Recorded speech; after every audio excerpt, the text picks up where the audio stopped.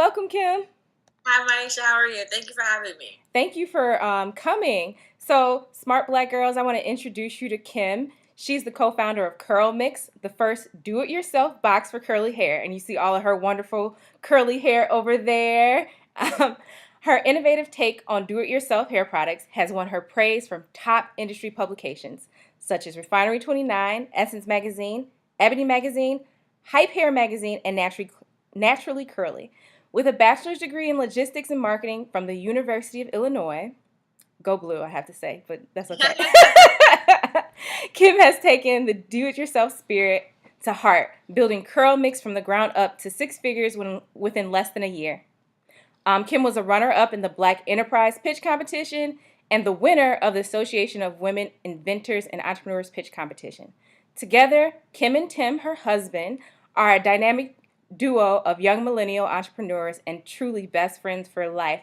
Can you fill us in any gaps in that intro? Let us know what you want us to know about you. Honestly, my bio says it all.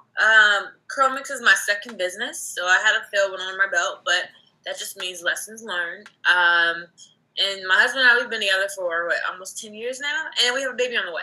So that's pretty cool. Exciting. I'm so happy for you. It's just amazing to see like what's going on with you. And I have to say that I've used one of her boxes. I used what is the mango hair and Body butter. Mm-hmm. Yes. Oh my goodness. So like honestly, I was a little apprehensive. I was like, why am I gonna spend this much on a box, like one product? But your products are like the Apple of products. They're like the higher end. They're so pretty packaged. Like my skin and my hair felt like butter every time I used them. So thank you. They were worth more than you were charging for them. So, and tell us about yourself. Like, how long have you been in business? So I started entrepreneurship. I kind of got my first taste of it my senior year in college. My last semester, I realized there were incubators on our campus and accelerators and things like that. And these are places that were built specifically for startup companies. And I didn't have a company yet, but I was like, oh my goodness, like I could have been doing this for the last 2 or 3 years, instead of like playing game nights with my roommates or my residents in my dorm hall. So I was just like, I can't believe it. So basically, I kind of started with the whole idea of building a startup then. And then after college, I worked in corporate for about 3 months. And then I dove headfirst into entrepreneurship. My husband was on Who Wants to Be a Millionaire, and so we used part of his winnings to invest in our first business, which didn't really make much money, but we learned a ton. And so it really helped us give us a platform for launching Curl Mix a few years later. Okay, awesome. And what do you think your biggest success has been to date? My biggest success, that's difficult.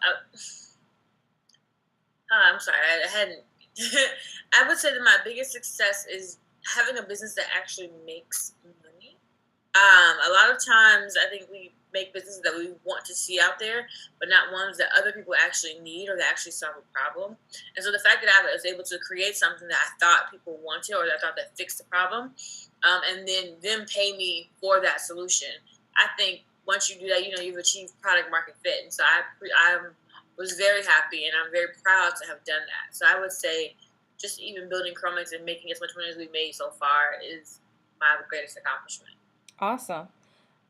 So you talked about your biggest accomplishment, and you mentioned you had a business failure before. So you want to talk to us about what do you think has been your biggest failure so far in business? Oh, my biggest failure. My biggest failure was with my first business. It wasn't the business itself. It was my lack of preparation. And it really just came from ignorance, No one in my family was an entrepreneur. No one in my family could give me advice on what I was doing.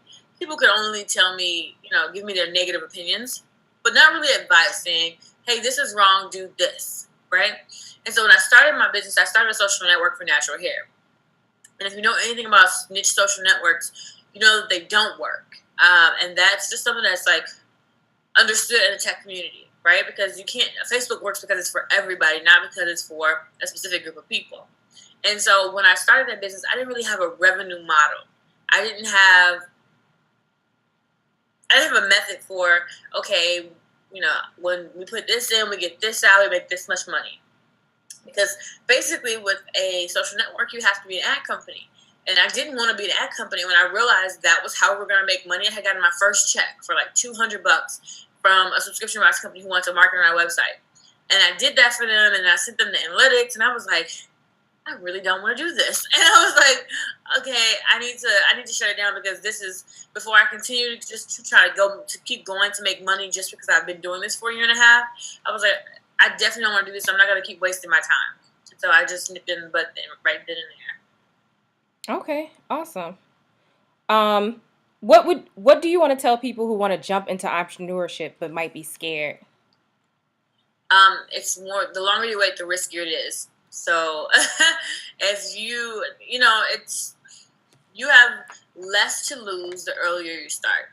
So if you wait until, I'm not ready in my 20s, I'm supposed to be building my career, then you're going to wait till your 30s, you might have kids, you might be married, you might have more to lose starting in your 30s than you did in your 20s. And then I think the same goes for your 40s, Well, now I'm in my 40s, blah, blah, blah. Well, if you start in your 30s, start now. So you don't look back and be like, oh my goodness, I wasted so much time. I could have been doing this, that, and the other. And then you give yourself time to make mistakes, because you're going to make mistakes. And you hear it all the time, fail fast. Because you gotta make mistakes. I make mistakes with Chromix. Chromix is not the perfect business, and it's not exactly where I want it to be. So I am working to grow it and to iterate to make it better. So that would be, start now. Start as soon as you can. Okay, so what would you tell women who are too scared to learn the technology they need to know to grow their business? I remember when I was younger, I asked my brother what he wanted to be, and I think at the time he was in his 20s. And he told me something like, oh, Kim, I want to become a chef one day. I want to do this. I want to do that. I was like, well, AJ, how are you going to do that? You went to the Army. Like, you don't have any of that training. That's not your background. He's like, I have the internet. I can be anything I want to be with the internet. And I was like, you know what? He was so right. So it's like, if you're letting the fact that you don't know something keeping you from starting your business, then I would just have to assume that you're maybe a little lazy, because you can Google anything. There's no other time in history we've had this much information at our fingertips. You can learn how to code. You can learn how to build a website. You can learn. As long as you have the ability and the willingness to learn, you can pretty much do anything. So to me, those excuses don't exist. You aren't afraid. Maybe just a little lazy. I love that answer. Thank you. Okay, and just in case my screen stops recording, I'm going to audio record too.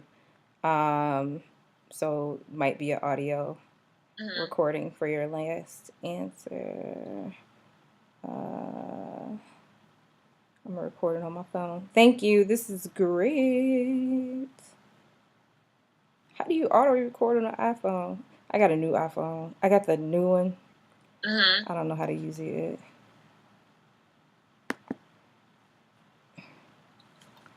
Record. And the last one is, it's voice memo? Voice memo. Okay. Okay, so I'm going to record now. So, and our last question is, what technology or software do you use to grow your business?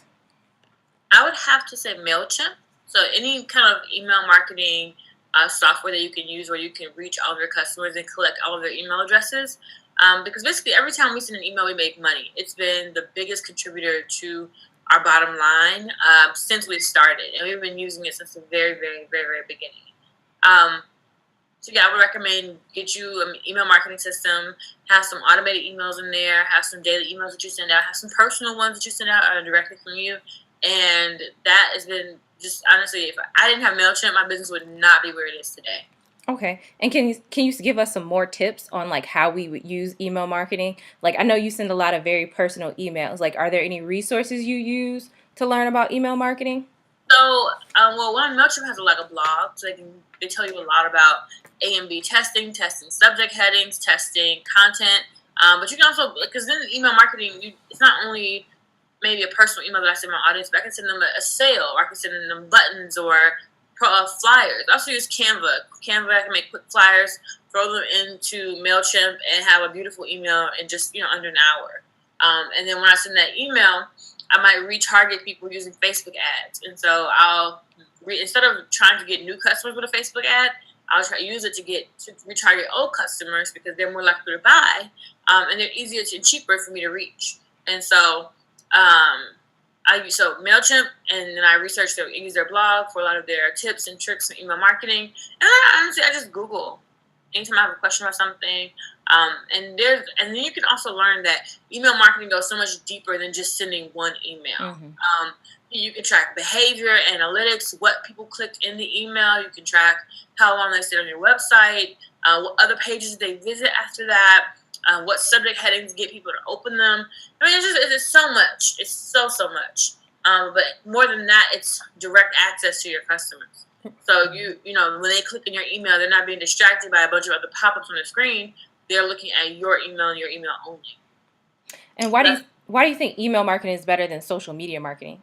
On social media, you're fighting to compete with everyone, and then honestly, they can exit out of your content with just a scroll. Like with an email, they intended to open it. They're reading it. They know who it's coming from, and then of course they can delete it, or they might save it. They might mark it as unread and come back to it. For social media marketing, it's a bit trickier because you are fighting with, I don't know, a billion other people who are also trying to get their content seen, and you're fighting for eyeballs. And then it's not as easy to do a direct sale. So, say for example, if I had something posted on Instagram, I would say, "Oh, check out our new product," and then see link in bio. I can't just put a link right there unless I pay for that ad. My email marketing is a little different. I can just put a link in the email, and it's not costing me every time I want to send a link to my customers. So that's another reason why I prefer MailChimp over social media marketing. Okay. But you have to do both. But email, it just makes way more money for me. Right. Okay. And you've created kind of like a cult following, with your, like slightly with your products. Like you can go to a city and have a pop-up and you have a following there. Like, so email marketing, I hear, is like about developing a relationship. Yes. How do you think you have developed a relationship with your customers using email marketing? Like, what do you think makes that connection? What do you think makes you stand out from other brands? What's interesting is that we surveyed our customers and we asked them what was their number one reason from buying from us. And I was kind of surprised, disappointed, and happy all in the response. So the number one reason they buy from us is because of Kim and Tim. They love Kim and Tim, Black-owned businesses, young entrepreneurs who are in love, right? Then the number two thing was the efficacy of the products. So, of course, I was like, oh, well, it's not the products that you love most. It's the husband and wife team that most people love most. Mm. So there would have been no way for us to have cultivated that without email marketing. So I send personal emails sometimes that are directly from me about stories about my life or things I've experienced with other customers. Just it's very on a very personal level, and I don't think that you can convey that in a social media post all the time. And I think that's how we built our brand. And email marketing has been a huge tip in helping us create that cult following, as you say. Because I could do like other subscription box companies, and I could just send them marketing, sales emails, 20% off this, 10% off that. But people don't really connect with the brand that way. So now people want to know where you're from, who you are, and why you do what you do before they even care about what you're selling. Okay. And my last question, second to last. When I first met you, you introduced a book to me called Influence. Can you talk about how that changed your business and how that implemented into your email marketing strategy? So Influence was a book written by Robert Cialdini. I think that's how you say his name. I always kind of jank it up. But his book had the 7 principles of ways to influence other people. And when I first started Chromix, I think I sold 1 box to my cousin. And so I was like, I'm going to drop this business. This business isn't making me money. This isn't effective. No one wants to buy this. And then my husband was like, no, Kim, just do a bit more research. Surely if Airbnb can relaunch 7 times, Chromix can relaunch twice. And so I read the book, Influence by Robert Cialdini. And I implemented all 7 principles on my website. So one of the principles might be authority. They found that they did a study, and they found that doctors who answered the phone themselves had less credibility than doctors who had maybe an assistant answer the phone who would say, I'm mixing it up. So basically, doctors who have a secretary that would answer the phone and just say, "Hey, this is Dr. Lewis's office. How may I help you?" Versus an assistant who will answer the phone and say, "Hey, this is Dr. Lewis's office, receiver of this award. He's operated on this many patients. He's known for blah blah blah blah. How may I help you?" Those patients had a much better experience, and the doctor also had more clientele than the doctor who just said, "Hey, make an appointment." So basically, it appealed to authority. It appealed to somebody who, their credibility. And so basically, that was one of the principles that I implemented into my website. So I worked with influencers, and they would tell you how amazing Chromix is, and you'd believe it better coming from them than you would if I said myself, "Chromix is amazing. You have to try it." And so once I implemented all 7 of those principles, my business kind of took off. We sold 100 boxes on the first day, and we had a much easier time working with other influencers in the future. Okay, awesome. Thank you so much. Are there any ending words you want to leave with our viewers or listeners? I think that just go for it. Honestly, I've always been the kind of person. I've never been the straight A student that takes my time getting everything done the perfect way. I've been the more, give me the B, but I'll get it done ASAP. It's. I've just been more of a get it done fast now type of person, and that's gotten me really far because don't let perfection paralyze you. It doesn't have to be perfect for you just to get it out there, for you just to start. It can be B work, and you can work it up to A work. So just get it done. That's my advice. Okay, and where can we best connect with you? I am Kim and Tim Lewis on Instagram. My husband and I, we've been together forever, and we post all the time about our lives together. So it's KIMANDTIMLEWIS, Kim and Tim Lewis on Instagram. Okay, awesome. Thank you so much. I appreciate you, and good luck with everything you have going on. Thank you so much, Manisha. I really appreciate it. Thank you for having me. All right. Okay. Bye.